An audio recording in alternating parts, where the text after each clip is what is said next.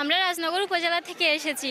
আমাদের এবার বিজ্ঞান মেলার প্রতিপাদ্য বিষয়টি হচ্ছে বিজ্ঞান ও প্রযুক্তি উদ্ভাবনী সমৃদ্ধি, অর্থাৎ এখানে উদ্ভাবনী জিনিসটাকে গুরুত্ব দেওয়া হয়েছে।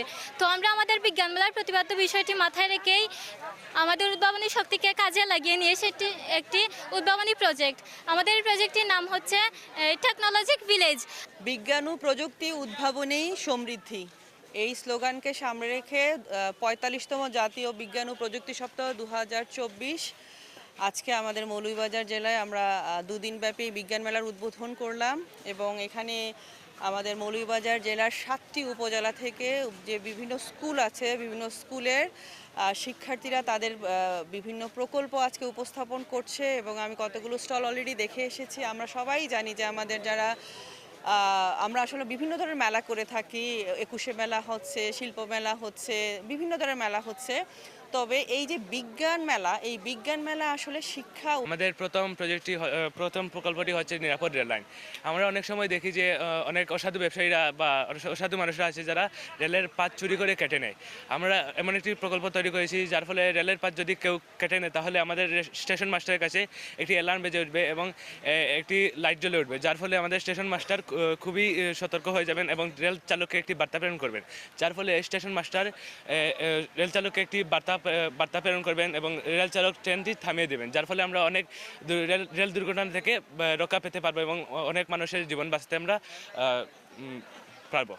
বিজ্ঞানকে কিভাবে আমরা আমাদের শিক্ষার্থীদের মাঝে জনপ্রিয় করতে পারি, সেই লক্ষ্যেই কিন্তু এই বিজ্ঞান মেলা। এবং যারা প্রত্যন্ত অঞ্চলে আছে, অনেকেই ভালো ভালো মেধাবী স্টুডেন্ট আছে এবং ক্ষুদে বিজ্ঞানী আছে, তাদেরকে আমরা এই মেলার মাধ্যমে নিয়ে আসছি। এবং যারা আজকে বিভিন্ন প্রকল্প উপস্থাপনের মাধ্যমে ভালো পজিশনে প্রথম, দ্বিতীয়, তৃতীয় হবে বা প্রথম হবে, তাদেরকে আমরা বিভাগীয় পর্যায়ে পাঠাবো। বিজ্ঞানের কোনো বিকল্প নেই। আমাদের যে প্রাত্যহিক জীবন থেকে শুরু করে আসলে বিজ্ঞান অত্যন্ত গুরুত্বপূর্ণ। বিশেষ করে আমাদের এই বিশ্বটি এখন একটি ছোট পরিবার। এই ছোট পরিবারের কেন হয়েছে? এই বিজ্ঞানের কারণেই হয়েছে।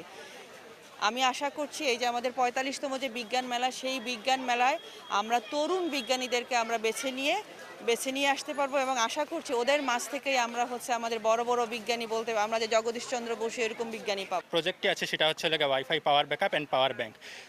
মাননীয় প্রধানমন্ত্রী শেখ হাসিনার মতে স্মার্ট বাংলাদেশ 2041-এ তথ্য যোগাযোগ প্রযুক্তির কোনো বিকল্প নয়। আর তথ্য যোগাযোগ প্রযুক্তির মূল মেরুদণ্ড মাধ্যম হচ্ছে ইন্টারনেট। আর ইন্টারনেটের বেলায় বাংলাদেশের 51.49% মানুষই ওয়াইফাই ব্যবহার করে থাকে। কিন্তু ওয়াইফাইয়ের একটা বড় সীমাবদ্ধতা হচ্ছে ইলেকট্রিসিটি ছাড়া ওয়াইফাই চলে না।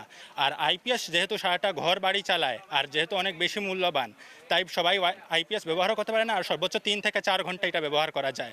কিন্তু আমাদের যে ওয়াইফাই পাওয়ার ব্যাকআপ আছে সেটি চাইলে সর্বোচ্চ 10 থেকে 12 ঘন্টা পর্যন্ত নিরবিচ্ছিন্ন বিদ্যুৎ সংযোগ দিয়ে যেতে পারবে ওয়াইফাই, আর কোনো সমস্যা হবে না।